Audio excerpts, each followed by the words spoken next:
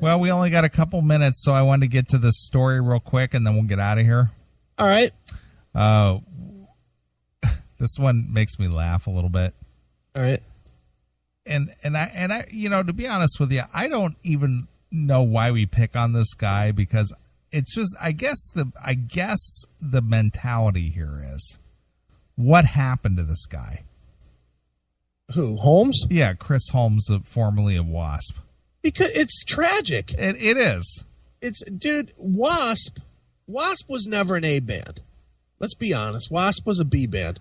They were a B band that you and I, they're A bands to you and I think. I don't know about you, but they were also a groundbreaking band in some respect from the shock value. And if you were to believe lore, as it were, WASP was the one that gained the attention of Tipper Gore, which caused her to form the PMRC. Right, and then Dee Snider glommed onto it, and then the story goes that Tipper Gore's son, right, was playing the WASP record "Fuck Like a Beast." Right. And she heard the lyrics as she was walking by the room. It's like, what are you playing? And it's like, WASP. It's like, how did you get that? This obscene material. Yeah. And that's supposedly the story behind how the PMRC got started. Right. So from a historical standpoint, WASP was kind of a groundbreaking band as far as theatrics were concerned and shock value was concerned. Mm-hmm. But I just think that WASP is one of those bands. They were never Dio. They were never Ozzy. No. They weren't of that caliber. No, they were a B band. But they definitely have a place in history. They do, and for a small collection of people, and I would say I'm one of them definitely, and I'm pretty sure you are too. They are one of the main attractive bands that never really did anything bad through their entire career, aside from Eldorado. Yeah, and even Eldorado, it's listenable, I guess, but it's not real good. But everything else though is on the excellent level. Sure, at least to me. Hail and kill, caller. You're on the air. It's funny. I've actually seen the same story about Tipper, but it's been attributed to her daughter listening to Darling Nikki. Yeah, so see, again, I don't even know if that's a true story. I wonder if it's just WASP self-mythologizing. That's what I said. It's lore. That's why I said it was lore. I don't even know if that's really the case, but that's what I've heard through the years. But again, I don't know how much truth there is to that. Yeah, I mean, to me, WASP. I mean, I like WASP too, but it seems like, again, kind of a B band. They were sort of a big fish in a smaller pond. I guess they were bigger if you were in L.A., but to somebody that wasn't, maybe they weren't quite as big as they would be if you saw them performing on the Strip all through the early 80s when nobody knew of them. Right. But they did from the theatrical standpoint, with the drinking of the blood out of the skulls and throwing raw meat in the audience, and with the lyric content of their music and stuff, they did push the boundaries at that time. Now, I'm curious about this. What exactly about the early WASP stuff was boundary pushing as far as lyrics, aside from "Fuck Like a Beast," which is just saying the word "fuck"? Well, that was a big deal because people didn't use "fuck" back in the day. They didn't use that term at all in music. Or at least they buried it. There were a lot of songs. that were like, I remember the first WASP album I ever had was The Last Command, and I remember both my mom and my dad hearing me play it. When I'd be out, I used to have a boom box, and I'd practice baseball on the side of my house. Throwing a rubber ball, whatever. I was practicing baseball. And I would be playing it outside, and they would hear stuff like Jack Action or Ball Crusher or whatever, and they were like, "What in the hell are you listening to?" You know, that was big. That was a big deal back then. Even like Blind in Texas was a big deal because it was so blatantly talking about going out, getting fucked up, and driving, and just doing a lot of bad shit. It was in the same vein as like Detroit Rock City was another one that was. That was considered absolutely blasphemous when it came out. Same reason, driving drunk. And that's funny to me because, I mean, what was Last Command? Late 85? Yeah. Okay, well, just 3 years later, late 88, very early 89, I had the same, oh my God, what are you listening to with my mom because of Guns N' Roses? Sure. Just because he was saying fuck, no matter why he was saying it or what he was saying it about. But, out to get me. Fuck. Yeah. Well, dude, Twisted Sister was another one back in that era, 82, 83, 84, when they did Under the Blade. Under the Blade. Down with a fucking gun. I mean, that's basically getting, serial killed, Under the Blade. So that was a big problem there, too. And, You're Gonna Burn in Hell. And Captain Howdy. When they broke big, Captain Howdy, all those songs were really kind of harsh comparatively to I Wanna Rock and We're Not Gonna Take It, which were the hits. Everybody was buying that record because of the two hits, and then they were hearing all these fucking songs that were like really, really hard for the time, and it was like, whoa, what is this? It all happened at once. Motley Crue with the Shout at the Devil record, Shout at the Devil, obviously, and there's the backwards masking, and all that was going on at the same time. I mean, all those different things came out within a year of each other. So it clearly was what was going on at the time, but it all happened at once, and people weren't ready for it. I guess it's just hard for me to imagine because my epiphanies came around 88, 89, and when all that stuff was kind of, most of those bands that were popular, Twisted Sister, well, not as much Wasp, but, Twisted Sister, Maiden, even Priest, they were all kind of starting to sound a little bit like dinosaurs by that point. Sure. Well, I remember this. It was probably 84, maybe 85. I don't remember what year exactly because I was young. But my neighbor that used to live behind me was my parents were always cool about music because my mom was like Beatles and Elvis and Stones and Who when all of that was bad. So my mom was was hip to that. She took me to a lot of shows. I saw Zeppelin and all these early metal shows I went to see with my mom. And I didn't have that problem. Huh? Your mom realized that every generation has its thing that shocks the previous generation. Exactly. But my neighbor that lived behind us, she was this hardcore churchy lady. And I remember she took me to church. She knew what I was listening to. And she took me to church to hear this. It was like a 3-hour thing on the evils of music. And it was breaking down all these damn records, and it wasn't only these metal bands, although all of these records were listed. And I was, for me, I'm taking notes because I wanted to go get all these records once I started hearing it. But they were killing Black Sabbath as they always did, and Hotel California, and all these different records at that time.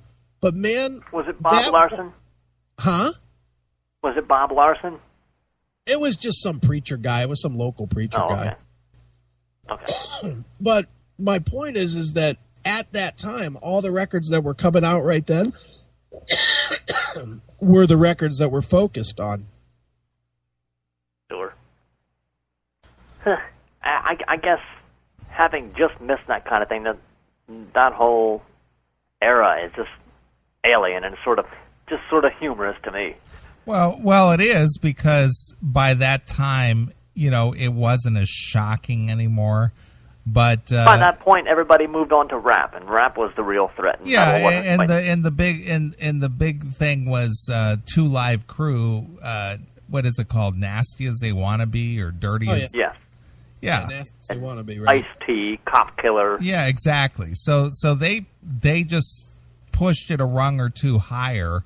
Right. But we're talking, early to mid 80s here when nobody heard this before.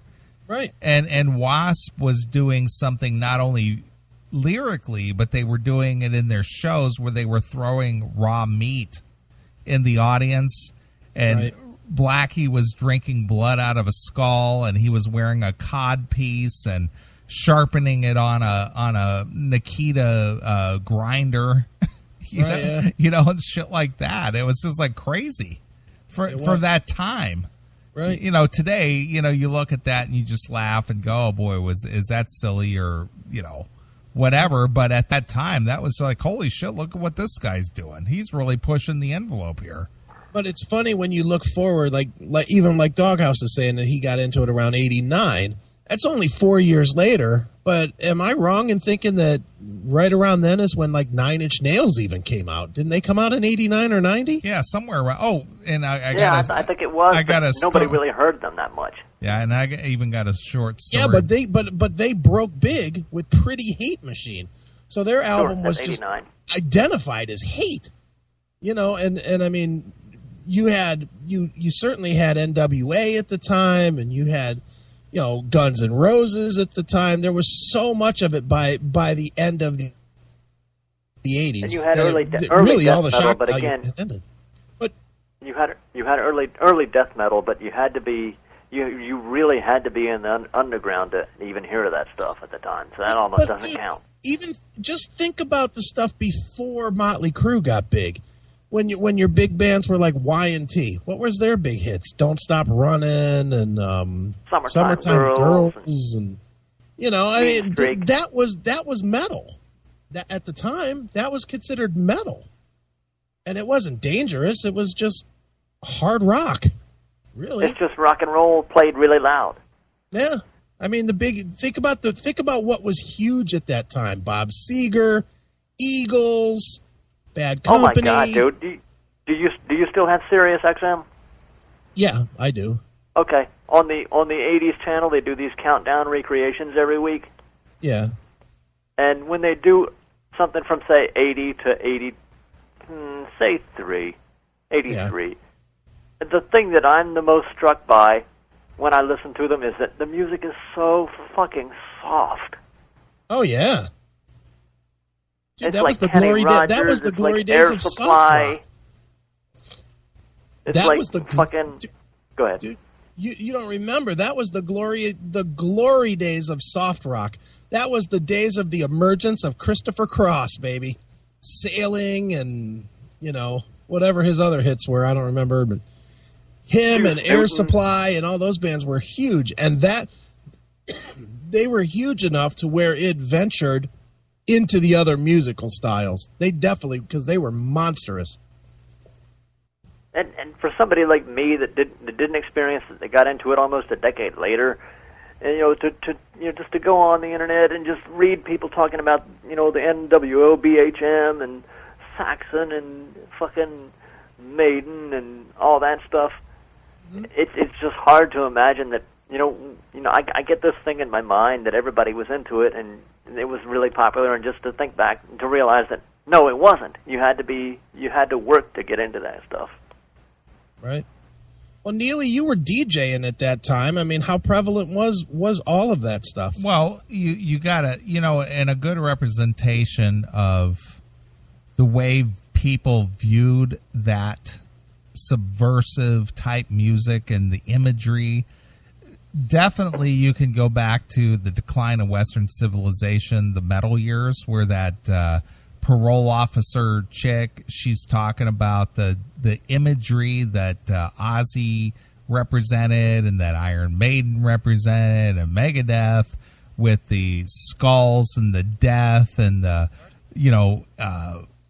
enslaving women, and women were just sex objects, and there were, and even in 1982 with Spinal Tap. Remember what the scene was with Fran Drescher as their publicist, that they were really upset that their album was called "Smell the Glove." Right. Yeah. Remember that? That was 1982, where people were already catching on to the whole dominatrix thing and how dark that was and how unsavory it was, and it was just like you can't have a bound woman on her knees smelling the glove. That's just out of control. That's just unacceptable, socially unacceptable. Right, and then WASP, and then you had a band like WASP just 2 years later singing a song called "On Your Knees" about getting on your knees bound to suck a guy's cock. Right. WASP just took it to the fucking most. WASP was definitely porn metal at the time. They were. They definitely were. I mean, and granted, and like you mentioned, Kiss had some didn't leave a whole lot to the imagination in their 70s heyday with a lot of their sex tunes, but yeah, but they were still double entendre. Kiss was double entendre always. Kiss was always, you could kind of read Love Gun as about his dick, but you could also kind of read it as just about his passion or whatever. WASP had none of that. WASP was like, get on your knees, take this thing in your fucking mouth. That was WASP. I'm gonna fuck you like you're an animal. There's no mistaking what WASP is about. And it's funny because even though they have songs like "On Your Knees," then they have stupid songs like "School Days" or "BAD," "Make Your Mom and Daddy Sad." Right. Well, it was probably hard to convince a record company to go all in with that shit. Yeah, I guess. Oh, can you make a song that makes it sound like it's just child's play or something? How about a song about hating your teachers? Yep. Maybe one with little kids singing the Pledge of Allegiance at the beginning. Yeah, could be. Great. I mean, who knows? Well, that is my my historical discourse for the evening. Yeah, Right. well, and I can understand your point of view, especially since you did not live during that time, or were not aware of it at that time. But Sure. That was some pretty, and I'm going to use a very old cliche term. That was some very heady stuff back then. People looked at that was just like, oh my God, oh my God, I can't believe it. I can't believe what I'm hearing, And it's hard to imagine because, like you said, I wasn't that far removed from it. No, I mean, we're only talking 5 years. But that's how quickly people become desensitized to that kind of stuff, especially when you're bombarded with it for a year or two. Then it's just like, oh, okay, I've seen that, been there, done that. Sure. And just think how, like, Two Live Crew, like you mentioned, came out in '89. How far after '89 do you think it would have been before they would not have raised an eyebrow? It wasn't long, because I know it made a big deal at that time, but by 1990, that was just like, yeah, Two Live Crew, yeah, that's yesterday's news, whatever. Exactly. Sure, and if somebody else had come out with those songs, I mean, obviously today, just about every rap song is that way. Yeah, but the difference was Two Live Crew was shocking, but NWA came right behind it and was just so fucking brutal. NWA was first, and the difference was, the difference was that Two Live Crew was, to me, Two Live Crew, yeah, they were crude, but to me there was no real meanness involved. They were just, it was meant to be fun music. NWA were trying, I mean, they weren't Public Enemy, obviously, but they were trying to say something significant. Yeah. In their own boneheaded way. Hey, don't get me wrong, they're my favorite rap band, but yeah, I love them. That's why when Public Enemy and NWA were both in the running for the Rock Hall, I always said Public Enemy should do it because they should get it because they were smarter, at least. They knew what they were doing. NWA didn't really know what they were doing. Yeah. Yeah, both good. But all right, enough on rap so we can finish this up. I want to go to bed. Yeah, it's the classic rap show. That's right. But we're getting far afield, so I will end this discourse. All right, hail and kill. Fuck you, pal.